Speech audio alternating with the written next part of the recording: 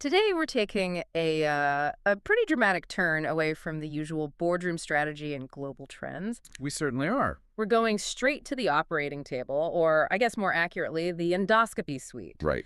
We are diving deep into the highly specialized, purely manual skills of duodenoscope navigation. And this is stuff that, it often just skips the textbook entirely. Uh-huh. If you've ever been in a procedure, you know there's a huge difference between reading the steps and actually feeling that subtle resistance of the body through the scope. Exactly. So that's the mission today. We're decoding those insider tricks that, senior endoscopists just pass down directly. Right, translating that really complex, high-stakes manual dexterity into something actionable and structured for you. We've broken it down into three critical phases. The big three: getting in, crossing the middle ground, and then reaching the papilla. Getting in smoothly, traversing that tricky middle ground, and then, achieving that final optimal position. And it all boils down to simultaneous movements and that precise tactile feedback.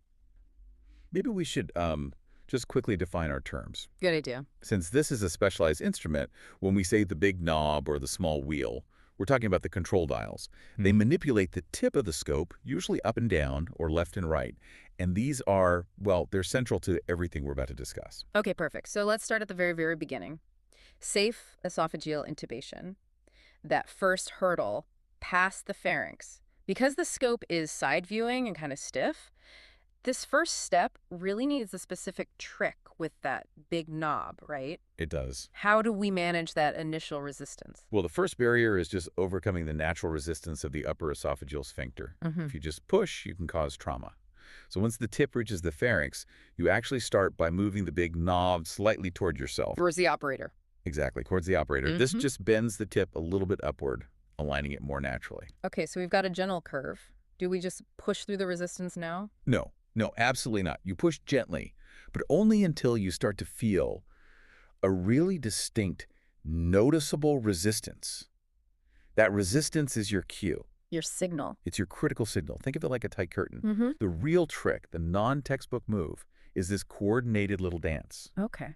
The second you feel that resistance in your hand, you immediately start moving the big knob away from you, reversing that initial tip position while you're simultaneously pushing the duodenoscope gently forward. Wow, okay, that is completely counterintuitive. So you're using the resistance itself to trigger a change in direction. Precisely. But why does reversing the knob's direction at that exact moment make it slide through?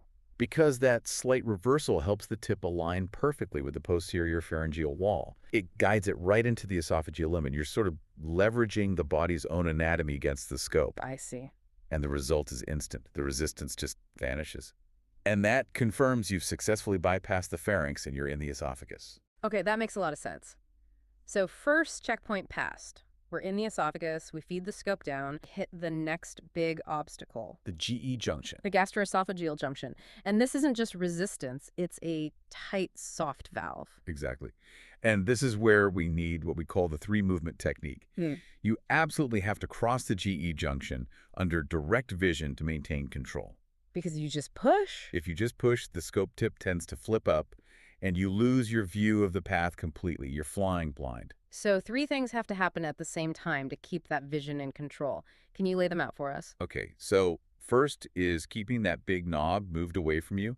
Yeah. You have to maintain that slightly downward angle of the tip. That's what lets you see the lumen. Right. Keep the path in view. Second movement is an anti-clockwise torque of the shaft.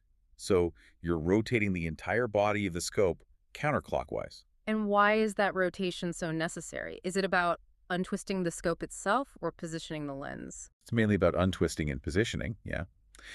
If you don't add that anti-clockwise torque, the scope shaft can bow or twist as you push it, which obscures your view and you risk hitting the wall. The torque basically straightens the shaft relative to the path you're trying to take. And the third movement? The third is done right alongside the first two, a gentle, very controlled forward push of the scope. So the key thing here isn't just the list of movements, but that they have to be simultaneous. They must be. If a trainee tries to, stabilize the tip, then rotate, then push, they've already lost their chance, haven't they? Completely. It has to be one unified, coordinated physical action. If you don't synchronize them, you almost always lose your field of vision.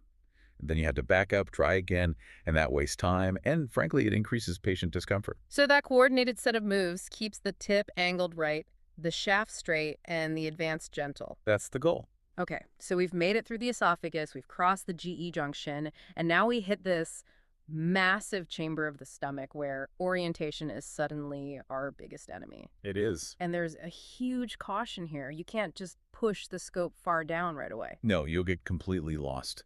The first thing you do is orient yourself and find the pylorus, the exit into the duodenum. Right after entry, you keep that big knob away from you and you look at the stomach folds. What are we looking for? The specific visual cue is that the folds should be converging on the right side of your screen. If you see that, it confirms you're generally facing the right way, toward the pylorus. And now for the maneuver to actually drive toward that exit, this takes two movements, and you mentioned one of them is uh, loaded with risk if you're careless. Extremely. So, to reach the pylorus, the two simultaneous movements are 1. Moving the big knob towards the operator, and 2. A guarded clockwise rotation. Let's really dig into that word guarded. The goal is to rotate to advance, so why do we have to be so cautious with that clockwise movement? What's the danger zone? It's the lesser curvature. Because the stomach is such a wide space, a clockwise rotation naturally sends the tip of the scope toward that thin inner lining of the stomach. I see. And if that rotation isn't strictly guarded, meaning, precise and minimal, the tip will hit or scrape that area. And that dramatically increases the chance of a lesser curvature laceration, which is a complication we absolutely must avoid. So the rotation is necessary, but the constraint is all anatomical. It's that classic trade-off, efficiency versus safety. Exactly. Move toward the pylorus, but don't over-rotate and snag that inner wall. What happens if, even with our best effort, we lose track of the folds? We lose our visual. The first reaction should never be to push deeper.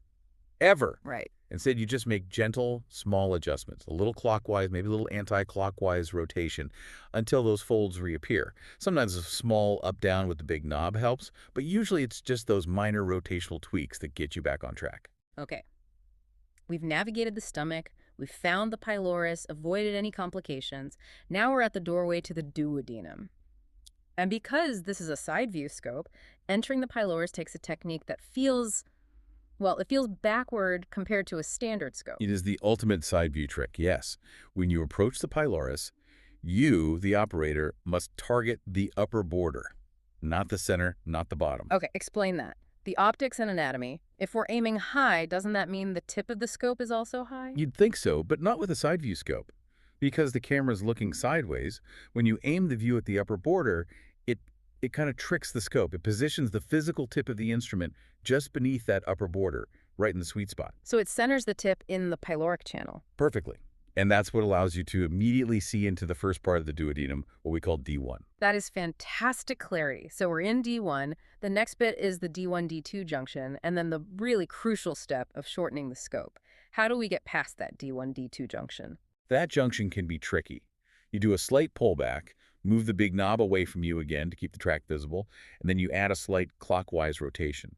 Once you cross into D2, your entire focus shifts to shortening the scope. And why is shortening so essential? It stabilizes everything. It gives you the platform you need to find and cannulate the papilla. It's non-negotiable for most procedures. And let me guess, shortening is another three-part simultaneous movement. You got it. The three movements for shortening are 1. Clockwise rotation of the small wheel. Okay, small wheel this time. 2. Bringing the big wheel towards the operator. And 3.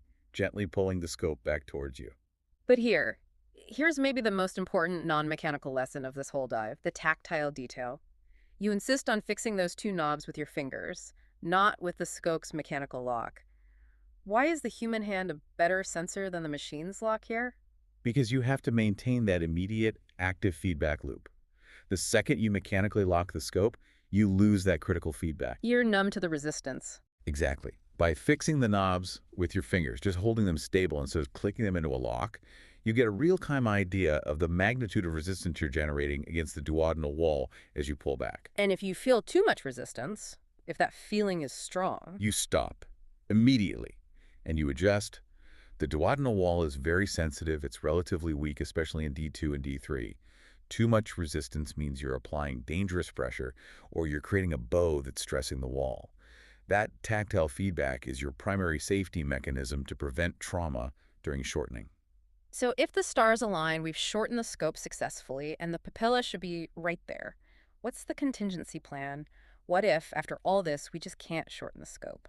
That almost always signals a duodenal deformity, maybe scarring from an old ulcer. If you can't get into that necessary short position, you have to abandon the short scope technique. And do what? And you revert to establishing the long loop position to attempt cannulation. It means changing your whole mechanical approach right there, mid-procedure. Wow. This has been a true masterclass in turning physical movement into structured knowledge. If I had to summarize the most memorable counterintuitive details for you, the listener, I'd say it's that need to aim for the upper border of the pylorus and really understanding that GE junction 3 movement technique. And I just underscore the safety points. First, the difference between a casual rotation in the stomach and that essential guarded clockwise rotation to avoid the lesser curvature laceration. Right. And second, just recognizing that proficiency comes from these manual, feel-based techniques, especially fixing the knobs with your fingers to sense that wall tension. Textbooks can tell you where to go, but only feel can tell you how hard you're pushing.